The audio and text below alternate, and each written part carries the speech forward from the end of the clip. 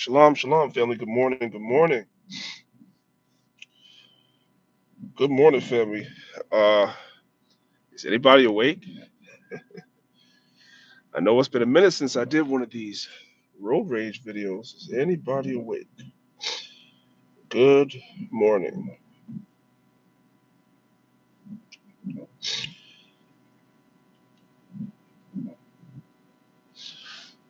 Pardon the silence, just for a minute, family. I'm going to share this video on YouTube real quick. YouTube. I'm going to share this video on Facebook, so just bear with me a second. I'm going to share this video on Facebook in a couple of places. I got about 45 minutes. So I said I would go live this morning to see how the family's doing. Just bear with me 1 second.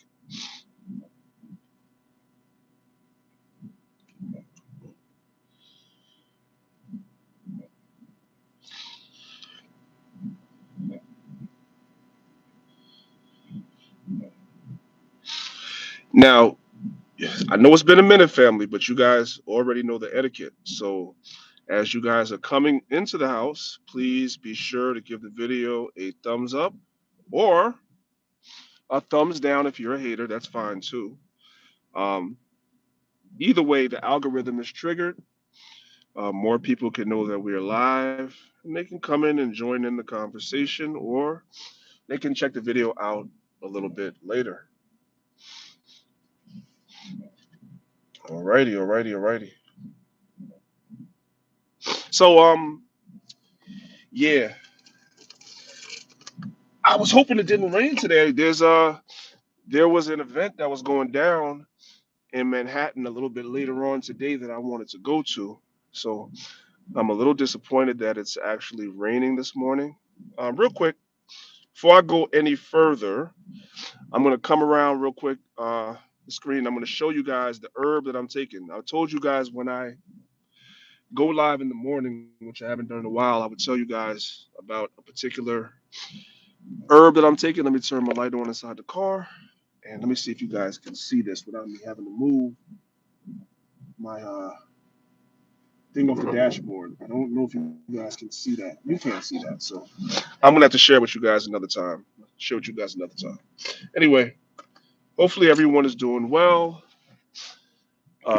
So I've been getting a few messages from people that you guys miss me doing the road rages in the morning. So um, yeah, I don't really want to do them on this channel. I'm not even sure if I'm going to keep this video on this channel when I'm done. I'm kind of just interacting with you guys. I probably may even take it down.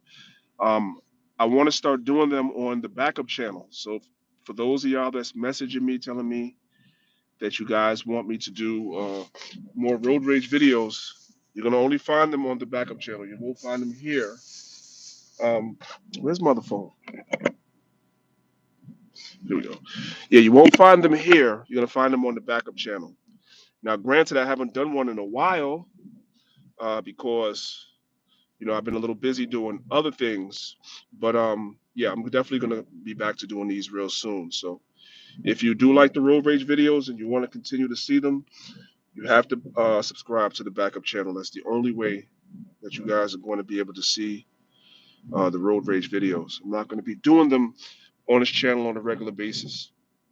A few people inboxed me and told me that it kind of got them through the morning, especially on a Monday morning. All praises for that. Um, wow. Okay. Yeah. So all praises for that. So again, hopefully everybody's doing well. Hopefully everybody's staying and remaining in the spirit.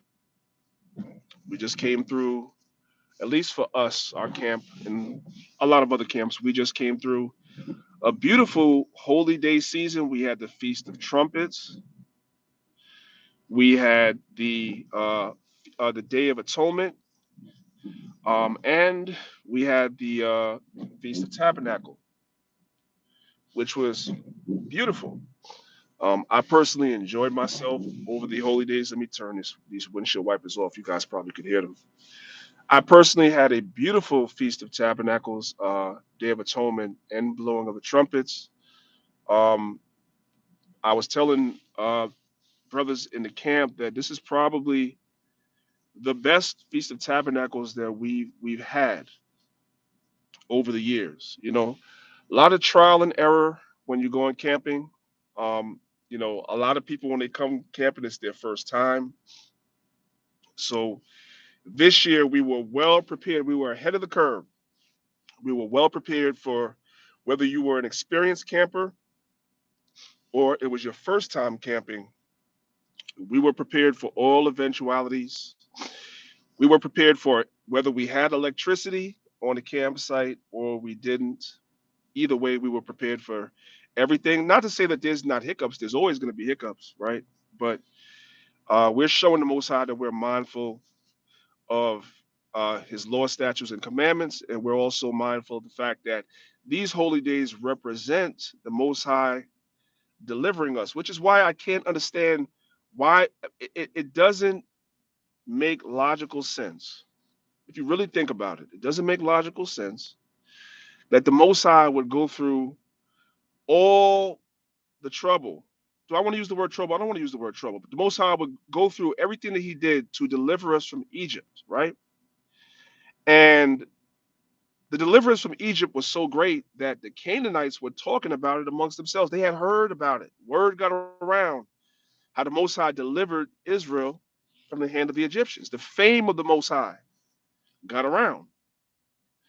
So it doesn't make logical sense to me that the Most High would come in the New Testament and say, you know what, I don't want that recognition anymore.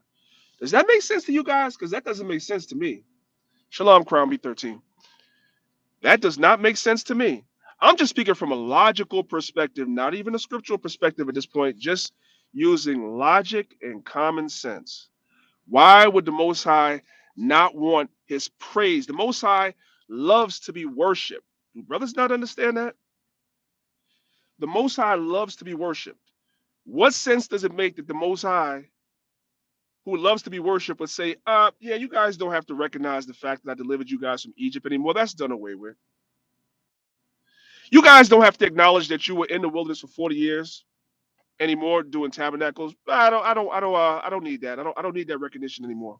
Right? No, you guys don't have to celebrate what's coming up, the Feast of Dedication anymore, or we should say rededication, because Solomon was the first one to dedicate the temple. The Maccabees rededicated the temple. We don't want that recognition. I don't want that recognition anymore. No, no. Yeah, I raised up the Maccabees, and I had the temple restored and rededicated for a period of time. But I don't want that recognition anymore. No, no, no, no, no. And when Purim comes around, and the Most High had Esther do what she did. I don't want that recognition either. It doesn't make sense. First of all, it's not even biblical, and second of all, it doesn't make sense. So, from us personally, like I said, we had a great Feast of Tabernacles, a Feast of Atonement, and blowing of the trumpets. It's always a beautiful time of year for me personally. I'm growing to Passover is usually my favorite holy day, but Tabernacles is becoming more and more my favorite holy day. Uh, just for the fact that we're actually together for a chunk of days. It's not just one evening or one day, but it's actually a period of time that we're together, right? And we're pulling together and pulling in the same direction, right? Because we're camping, so we're depending on each other. Everybody, we got to make sure everybody's eating, everybody's taken care of, everybody's safe, everybody's this, everyone is that. You know what I'm saying? We got to make sure the sister's okay, the children okay, the adults are okay. We have to make sure of all these things. So it's a beautiful thing for us to come together, and we see each other pulling together, and we're all sitting around the fire and we're talking, and just it was a beautiful, beautiful thing. Now, granted, let's keep it real. Uh, Most campsites nowadays, at least in the Northeast, I've never gone camping outside of the Northeast, so I can't really tell you guys much about that. But most campsites in the Northeast have electricity.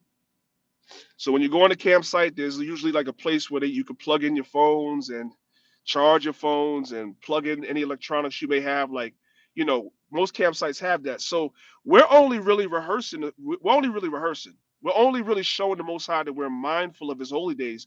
We're mindful of His deliverance, and we're giving Him thanks. But this is just rehearsal.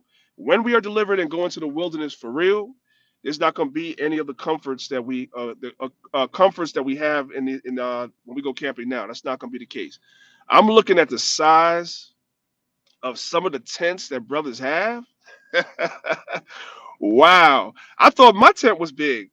You know what I'm saying? But some of the brothers and sisters put me to shame when I saw the size of their tents. Hey, what's going on, Palaya? Good morning. Yeah. So uh it's interesting, right? Hey, if you guys have never, so this is the thing. This is the thing, right? Um, we don't know what the Most High has in store for us. Winter is coming, obviously. That's like a catchphrase now that comes from Game of Thrones, and I hear everybody talking about winter is coming now. You hear Kevin Samuels and the rest of these guys. Hey, what's up, Deacon? What's going on? Yo, I'm telling you, King. I'm telling you, bro. Yo, the tents that brothers be having, it's like, yo, it's yo, brothers really, yeah. The tents were real big. You know what I'm saying? Shout out to brother Marshall, man. The brother, he was in a TV. He had, I think the box set, I don't want to exaggerate. The box set, it was a 8-person tent. He had that for self. It was huge. You know what I'm saying? It was a project to put that thing together. All praise to the Most High. You know what I'm saying? But that's what I'm talking about. We're all coming together. We're putting the tents together. We're everybody's helping everyone because everybody doesn't know how to put a tent together. Some people have never put a tent together, right? They've never done these things before. So it was beautiful. You know what I'm saying? Definitely. I know the brother Maccabeestv that came from California. He was like, yo, he never been camping before. He was happy for the experience. I know Malak Zaquan said he was happy for the experience. So again, it was a beautiful, beautiful thing. Lord allow, we probably are going to do a camping trip in the spring. Our camp. We're probably going to do a camping trip in the spring once the weather breaks and it's good. We'll probably do another camping trip then. You know what I'm saying? For people that didn't get to come to Tabernacles, not necessarily for a holy day, just for people to get the experience, because a lot of people have never been camping. And the ones that did come camping actually enjoyed it and said they want to do it again. And it teaches you to be out in nature. You can walk around like they went. A couple of people went hiking and they're looking around and they're looking at all the different bushes and trees that are in the woods. Some of those things are medicines. They're right. They're growing medicines for you if you ever in the woods or in the wilderness, whatever like that. You know there are plants and everything that's growing right there that you can use for medicine. You can use for teas. You can use for different things. They're growing right around us in the wild. And those of us like myself, I always put myself first. Those of us that grew up in the city, right? We don't recognize what these plants are. I know I don't off top. I gotta have there's a book.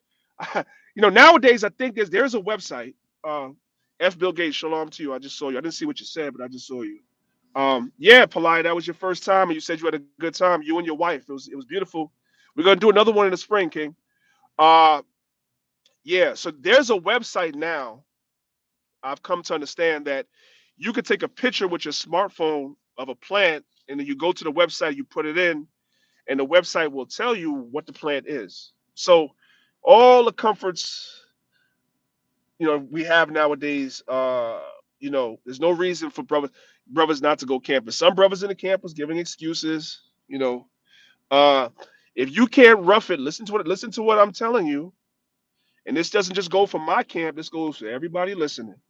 If you can't rough it for a few days, unless you have like a major health problem or a major like a major health problem, some type of medical problem, physical injury, something like that, it's different. I'm not talking about that. But if you can't rough it in the wilderness for a few days, when nowadays technology makes it where these you have running water, right? Most of these campsites, they have running showers, right? They have bathrooms running. Just you have to go down to the bathroom. The bathroom is running perfectly fine. You know what I'm saying? You don't have to go in the bushes and go to the bathroom. None of that stuff. Most of the campsites have electricity nowadays. If you can't rough it here, uh, and you're delivered by Christ into the wilderness, well, yeah, it's not gonna be. You're gonna definitely have a hard time because there will not be these comforts in the wilderness there.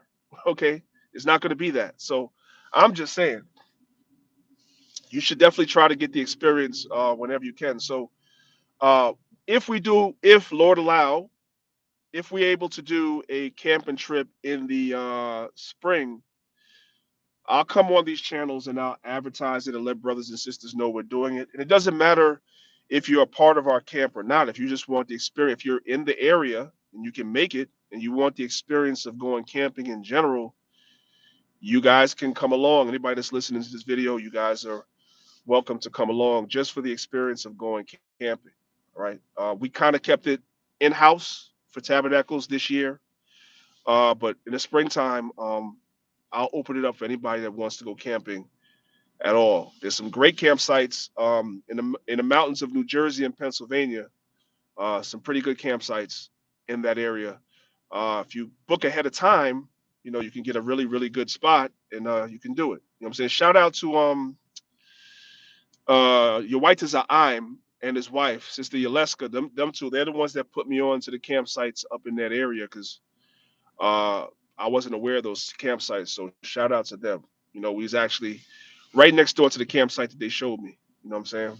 So again, it was beautiful. The Bible tells us not to forsake the gathering together of ourselves. That's where our strength comes from. You know, you're it's like you're plugged into a socket in the wall when we come together. You feel good, you feel strength, you're around like-minded people.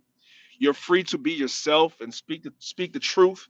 Once you leave the comfort of being around the brotherhood and the sisterhood, and you go into the world, you can't say nothing. Nowadays, you're not allowed to say the alphabet, if y'all know what I'm talking about, right?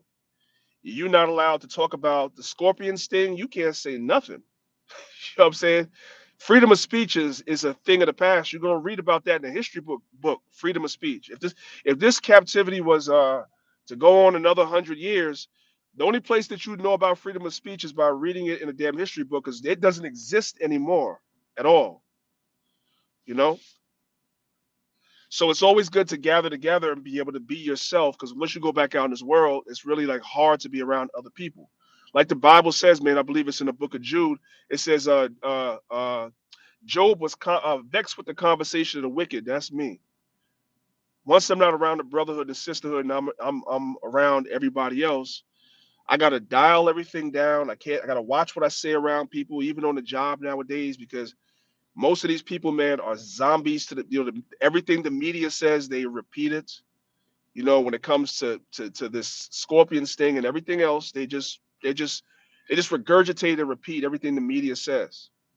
Right? So, you just have to look at them and you see that glazed over look in their eyes. Hey, Shalom, mighty Hebrew. What's going on, King? You see that glazed over look in their eyes, and you already know that they're a zombie. Y'all know what I'm talking about. You're on the job, right? You got your coworkers, and you know who you can talk to and who you can't, right?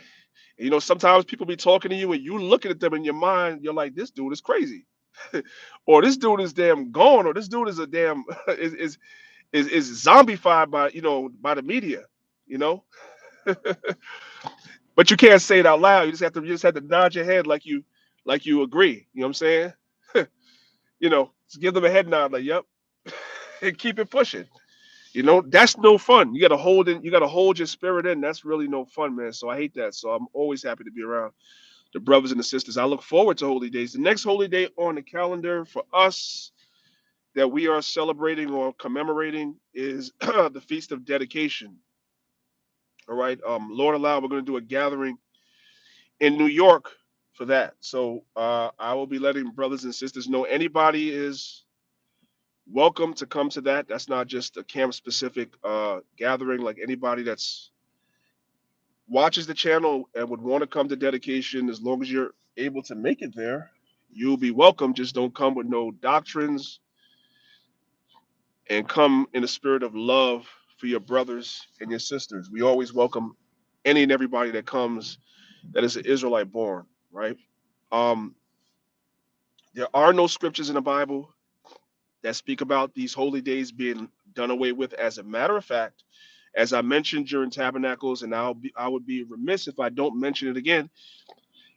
When you read the 14th chapter of Zechariah, which is future prophecy, and see, people cannot get around this. When you read the 14th chapter of Zechariah, which is future prophecy, you read about even the other nations like the Egyptians, etc., keeping the Feast of Tabernacles. Why would the Egyptians and the other nations be forced to come to Jerusalem to worship the king and to keep the Feast of Tabernacles if it's abolished in Christ? Does that make that is what you call disjointed logic? It doesn't make sense. You know why it don't make sense? Because it's not true.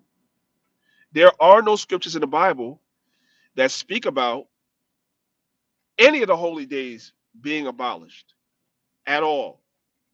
When you read, as I've gone over 1,000 times, so here goes 1,001. When you read Colossians 2:16, where it tells you not to judge in meat or in drink, if you don't understand what that is talking about, all you have to do is go to the book of Leviticus. I believe it's the second chapter. I'm winging it. But you go to Leviticus, and Leviticus will tell you, it will explain to you what the meat and the drink is. Also, when you go to Leviticus 23 and 37, I'm confident that in that precept off the top of my head, Leviticus 23 and 37, it tells you that every single holy day had, hold on one second, let me let this truck pass by. I'll make sure you guys hear me. Every single holy day had a meat offering and a drink offering that had to be offered on it. Every single holy day had that, right? We had a tabernacle, we had a temple. A lot of those offerings, the burnt offerings, and all those different things that we would have to bring will be brought to the priest, right? So there is no what Paul was going into the epistles was about those meat offerings and drink offerings that the Pharisees and others were trying to get the people in the churches to still bring. You have to put yourself in a historical time frame to Paul's letters. You do realize that when Paul was going around evangelizing, there was still a standing temple in Jerusalem. This is all before 70 AD. The temple was still there. The temple was still there, which means what? The priesthood was still there. So you had a group of Israelites called the Pharisees that was sending people down to the different churches, Galatia being the most prominent of all, and trying to convince them or bewitch them, as it says in Galatians chapter 3, to go back to those temple rituals, those temple ordinances. When Paul taught them that Christ had become the sacrifice for us, that Christ, through his sacrifice, was able to justify us from all things. This is what Paul was teaching the churches. But you had the Pharisees that were sending spies down there. It tells you that in Galatians chapter 2. The Pharisees sent spies down to the church of Galatia to get them to go back to those rituals that were affiliated with the temple. That's all that you have going on. So since we have no standing temple, we have no priesthood, those sacrifices that we would make and those temple rituals, those things have been satisfied by the sacrifice Yahweh made. So we are not able to do those things. But there's more to those holy days than just the sacrifices, brothers and sisters. The Day of Atonement is a fast. Now, there were sacrifices that were done on those days. Christ covered that. But Christ did not cover the fasting part. That's the part he did not cover. The sacrifice part was specific to the priest. The priest had to go do those sacrifices. We don't have a priesthood. We don't have a temple. So those things cannot be done, but everybody could fast. And there is no scripture that say the fast is done away with at all.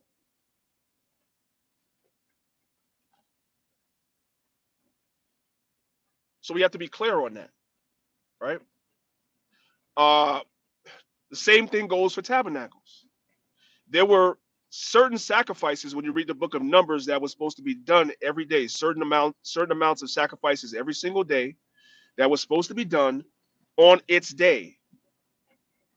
But you also had the part about dwelling in booths. Christ satisfied the sacrificing part, but not the part about dwelling in booths. That still is supposed to be a memorial throughout all of our generations, as it says. And and we also see the prophet Zechariah, who is a man of God, who the Most High sent his word to. The prophet Zechariah prophesied about tabernacles being kept in the kingdom. And the Lord said his word will never return to him void, without value. So no, the tabernacles is not done away with either. That's madness. That is reprobate doctrine that comes from Christians, and Israelites have picked that poison up and is trying to feed it to other Israelites. But and really and truly, my thing with brothers is this is the thing, right? And then brothers, here's the funny thing that really, I have to laugh at. Every year, like clockwork, the brothers that don't keep the holy days got some sly stuff to say on their social media. Like, who cares that you don't keep the Passover, you don't keep atonement, you don't keep tabernacles? We don't care. We don't care. You know what I'm saying? You don't have to remind us every year that you don't keep it. Just don't keep it then. That's it. That's all. But your spirit, that evil reprobate spirit in you, every time you see other brothers who keep the Most High's holy days with joyfulness and gladness, every time that you see us doing it, that spirit, that demon, that reprobate spirit inside of you gets upset. You feel like you got to say something. That's all it is. And yes, I said it, and I don't care who's mad. So what? Be mad. I don't care. I'm always going to speak the truth first. Doesn't matter. As they say, truth hurts. So you guys are posting a whole bunch of comments that I wasn't seeing because I was talking. So if anybody was asking anything or whatever, you're gonna have to type it again because I'm using this stupid behind YouTube app. And when nobody's typing, then there's nothing on the screen at all. Um, right, Mighty Hebrew. So cut is gonna be forevermore, man. There is no doing away of there's no doing away of any of the Most High's holy days. The Most High wants that reverence forever. It's going to be memorial forever, and we should be happy to do it. Here's the thing: the scriptures say we should keep these holy days with joyfulness and gladness, right? And we are going to keep these days with joyfulness and gladness because we understand the significance of these days. These days all have a significance. When the Most High showed a preference between us and the Egyptians, the Most High favored one nation over another. And because of what the Egyptians had done to us, the Most High killed their firstborn, from the house of Pharaoh down to the person that was in a prison cell. The Most High did that for us. It has a significance. The Feast of Dedication has a significance, right? That's our history. That's going to always be with us, even in the kingdom. When our rulership is established, that's going to be with us still. We're still going to mention these things. I think a lot of people will get that scripture in Jeremiah confused, where the Most High said, "It will no more be said, blessed be the Lord God that brought the children of Israel out of the land of Egypt, but blessed be the Lord of God that brought the children of Israel out of the land of the north." I know I'm paraphrasing. I might have butchered that a little bit, but I've actually heard people say that we're not even going to celebrate or commemorate the Passover anymore. That's not what that's saying. What it's alluding to is that the deliverance from this is the worst captivity we've ever been in. Let's just keep it a buck. This is the worst captivity.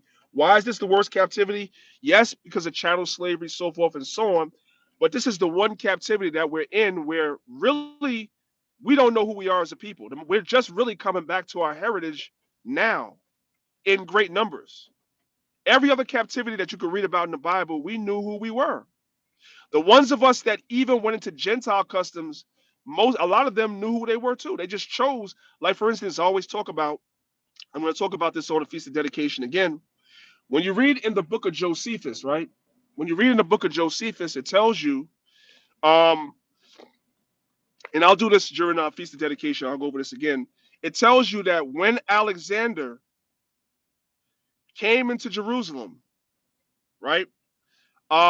The priests met Alexander and brought him to the temple and made sacrifices on his behalf, right?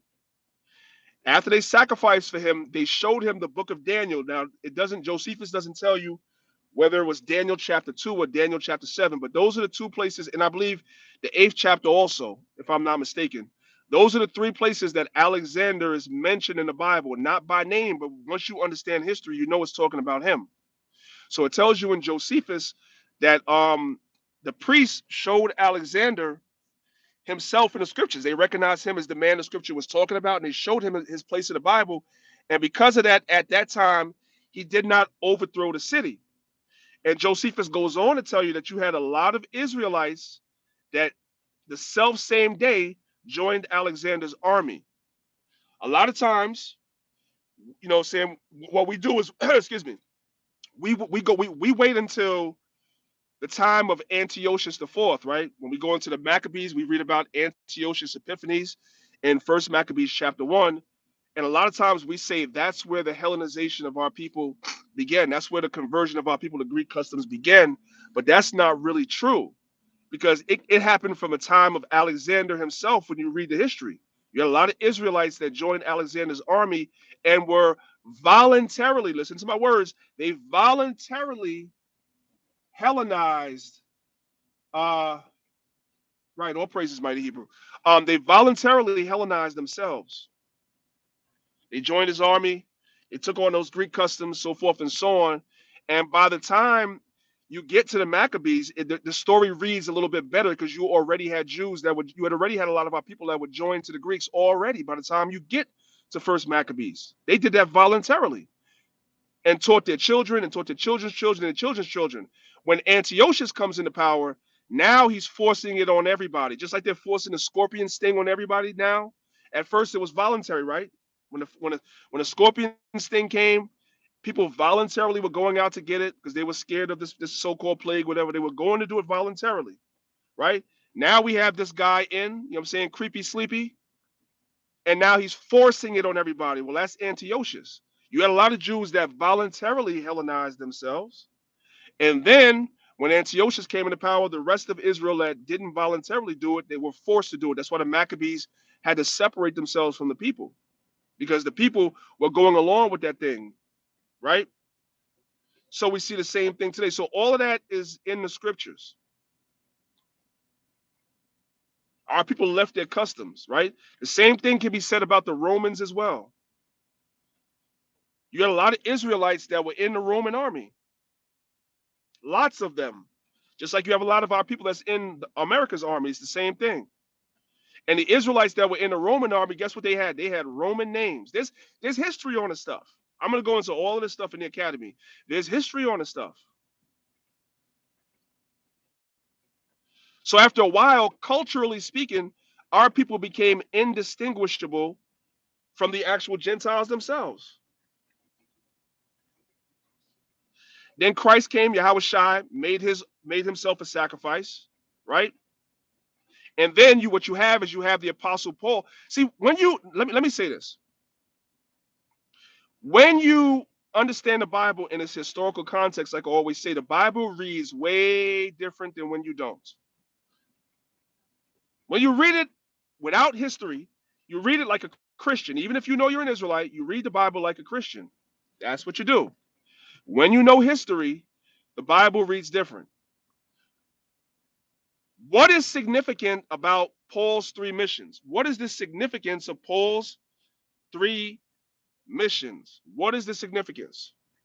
I'm going to give you guys a jewel, a gem. Y'all can hold on to this. The significance of Paul's three missions is this. When Alexander died, he had four prominent generals. Alexander did not only have four generals. He did not only have four generals, but he had four prominent generals. Alexander also had a son. Did you guys know that? He had a son. But his son was too young, so his son did not become heir to the kingdom. Right? His son was actually born after Alexander died. That's why his son did not inherit the kingdom. So on Alexander's deathbed, he parted the kingdom amongst his four top generals. Lysimachus, Cassander. Those are the two lesser generals because you don't really read much about them in the Bible at all. Then you have the two prominent generals, which is Ptolemy and Seleucus. There's a whole chapter in the Bible dedicated to Ptolemy and Seleucus. That's Daniel chapter 11. That's Daniel chapter 11. Why am I going into all of that? So the two prominent generals were Ptolemy and Seleucus. Ptolemy had Egypt, right? And Seleucus had the Levant and Asia Minor. Now I'm going somewhere with this. Just hang on. I'm going slow because I want you guys to pick this up. Ptolemy had Egypt, Seleucus had Asia Minor, including the Levant, which is where Israel is. Now, why am I going through all of that? What does that have to do with anything in Paul's missions? What is this guy talking about? Well, here's the thing. I just mentioned it. Where did the Hellenization forcibly take place? It took place with Antiochus Epiphanes. Antiochus Epiphanes was from what line? He's from the Seleucid line. He was from the Seleucid line, right? The Seleucid line did not always name their children Seleucus. The Ptolemies were all named Ptolemy. The Seleucid line did not all name their children Seleucus. Some of the children were named Antiochus, and some were named Seleucus. You can go do your history. So Antiochus is from the Seleucid line. I just told you the Seleucid line had the Levant and Asia Minor. So when Antiochus came into power, you pick the story up from the Maccabees. What did he do? He forced the Jews to Hellenize themselves. They didn't remember themselves. Are y'all listening? They did not remember themselves. They took on Greek customs forcibly and taught it to their children and their children and their children and their children. And these Israelites became Gentiles. That's why Paul, when you look at the churches that he went to, where are these churches? Asia Minor, the Seleucid Empire. That's where the focus was with Paul's ministry. Why? Because that's the area that they were Hellenized the worst under Antiochus. Hope everybody's paying attention to what I'm saying. When you read about the 7 churches in Revelation, where's that? Asia Minor. Same thing. Now, does Paul make more sense to you guys? Now, do you understand why Paul had to go there? If you guys are understanding what I'm saying, let me know in the chat, because I'll go over it again. If you understanding what I'm saying, put 1 in the chat and let me know. Let me know that what I'm saying is making sense. If it's not, I'll go over it again.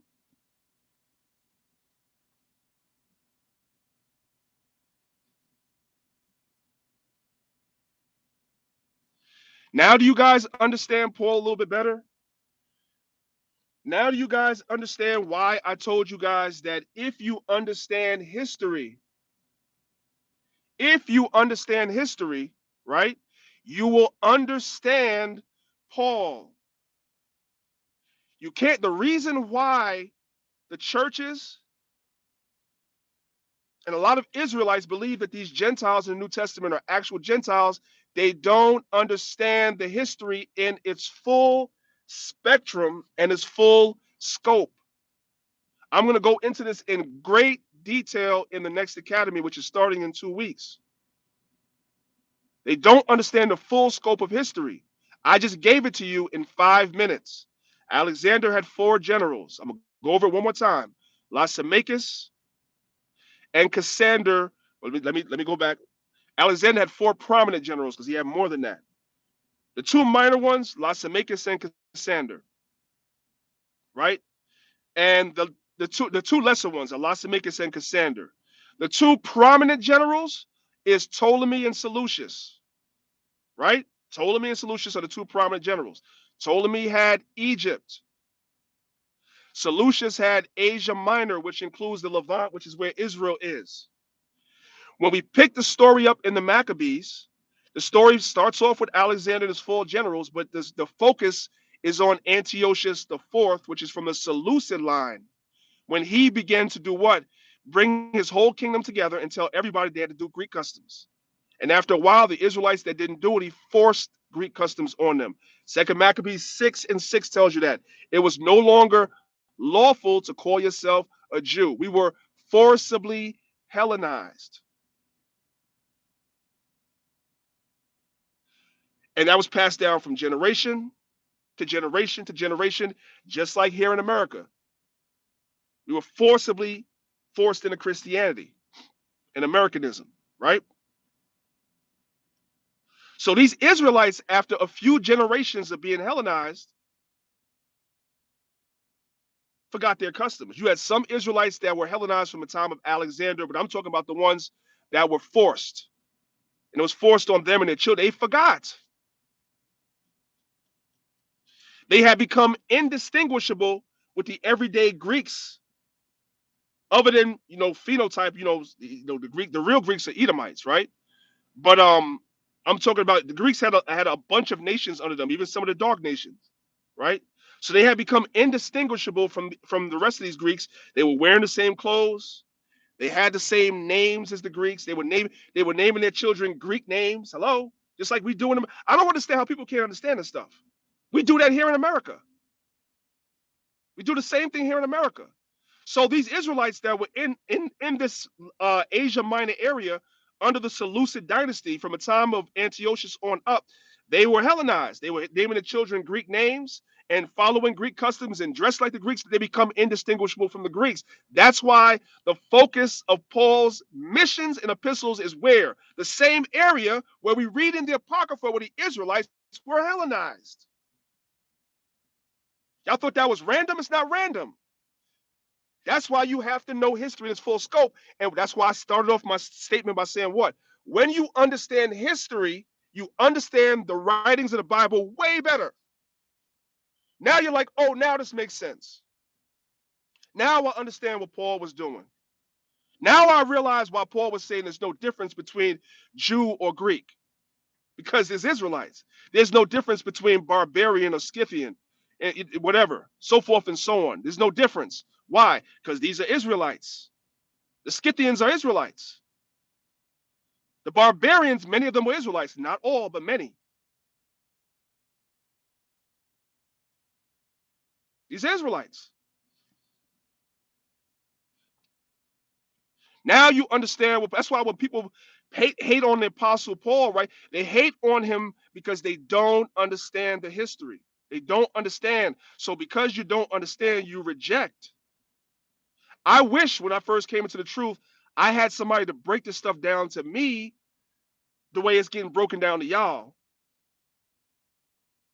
Because when I came into the school, there was so many people in the school. The elders wasn't doing one-on-ones the way I'm doing these academies, like these small academies I'm doing with 10 and 12 and 15 brothers and stuff like that. This small where I'm actually dealing with you guys one-on-one. I didn't have this. You know how I got this stuff? Reading books, hundreds of books, and trial and error. That's how I learned this stuff. Okay. And I'm giving it away to you, brothers and sisters, freely because I'm sick and tired. Well, the ones you brothers and sisters that have an ear to hear, because I'm sick and tired of some of you brothers and sisters. Well, first of all, if you are a reprobate, you're gonna be a reprobate anyway. You're gonna fall out this truth anyway. But there are some of you brothers and sisters that sincerely struggle with Paul's writings. I always say that. I know it. You guys, some of you are ashamed, so you don't say nothing. I'm gonna talk to you like I talk to my camp. Some of you guys are ashamed. You don't say nothing. You're quiet. You know what I'm saying? You're sitting in your little corner and you don't understand Paul's writings. You struggle with it, right?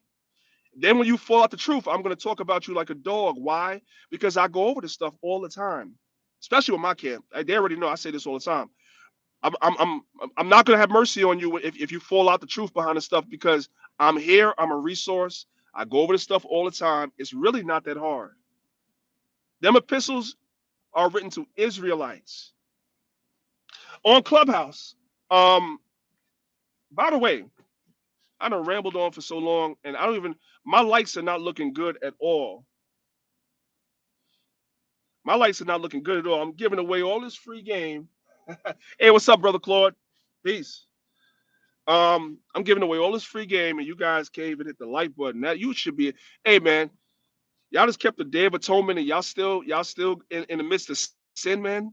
It's a sin to be sitting on this live, man, and you can't hit the like button. What are we doing? Let's trigger that algorithm, man. Or if you're a hater, you can hit the thumbs down button too. I don't care. Yeah, so I go over this stuff all the time. Those Gentiles are Israelites that Paul was going to, right?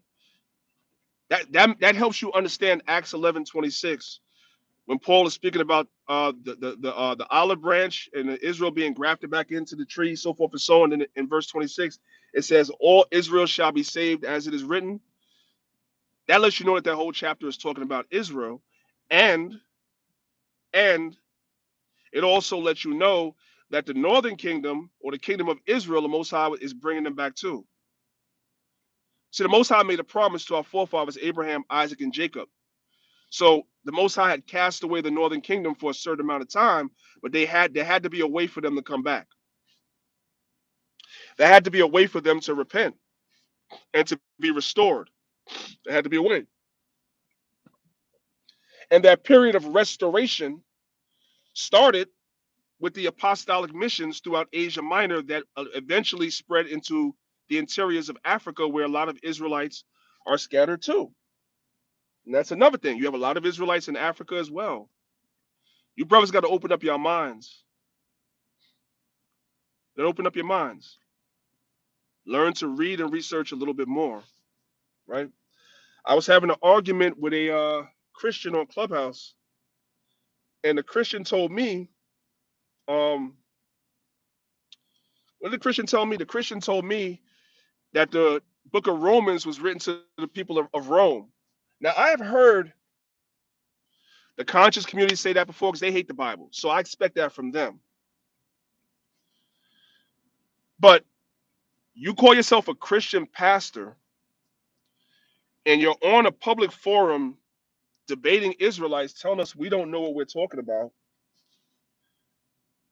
And then when you're confronted with certain facts, you stand on your lie rather than acknowledge the truth. What am I saying? First thing is first. This guy is a Christian preacher. He done read Acts the second chapter like a million times. How did you miss the fact that there are Jews that came to keep the feast of Pentecost? How do you miss that some of those Jews came from Rome? How did you miss that? It's always been right there. How did you miss that? Now you start b-boxing. You know what I'm saying? Okay, well, maybe some of the people in the church were Israel. First, he said nobody in the church was Israelites; they were all Gentiles. So we're just all of us are just sitting back there, ready to snipe this dude, ready to snipe him, right? So, first thing is first, we hit him with the fact that some of the Israelites were in Rome, and we know this because uh, they came to keep the feast of Pentecost. That's number one. Number two, the way that we know that there were Israelites in that church is Romans the 16th chapter. I guess he didn't read that either. Remember, Romans the 16th chapter, when you read it, the Apostle Paul, in the close of his letter to Rome, he's speaking to some of the prominent people in the church at Rome. He's speaking to them, right? And some of the people that he mentions, you can actually find in the book of Acts. Two of the most prominent people in the church at Rome, two of the pillars in the church at Rome, is Priscilla and Aquila. Priscilla and Aquila, right? Remember, you read about Priscilla and Aquila in the book of Acts, and it tells you that they were expelled from Rome by Nero Caesar. It tells you that in the book of Acts. Nero had expelled the Jews out of Rome. So you had Israelites in Rome, and Priscilla and Aquila was some of those Jews that were expelled. Was it Nero or Claudius? I believe it was Nero. I'm winging it. I'm just talking. I ain't got nothing open. I believe it was Nero.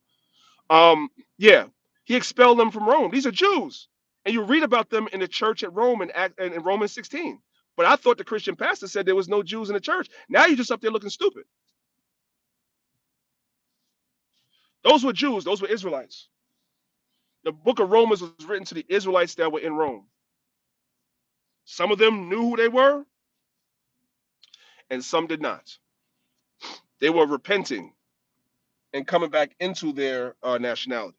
All right. Anyway, family, 6 o'clock. I gotta go. Hope you brothers and sisters got something out of this. Make sure you guys hit the like button.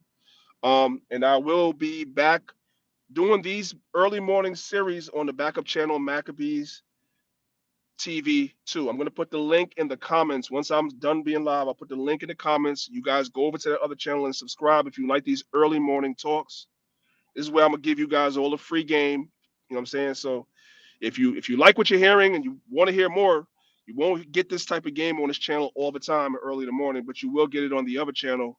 So you guys definitely want to subscribe if what I said was helpful for you. If you guys are just coming in, I see some of you guys just coming in. Go back and watch the video again. I went into some history concerning Asia Minor, um, and the Apostle Paul, and also I'd be remiss if I don't say the Apostle John, because Paul set up some of those churches, but some of those churches in Asia Minor were set up by John, one of the Christ's 12 apostles. Then some of them churches in our Revelation 2 and 3 were set up by John. They both were setting churches up in Asia Minor. All right, so that's for another day, another time. Uh, much love, peace out to everybody. I'll see y'all soon. This is your brother priest Danyaahla. I'm out.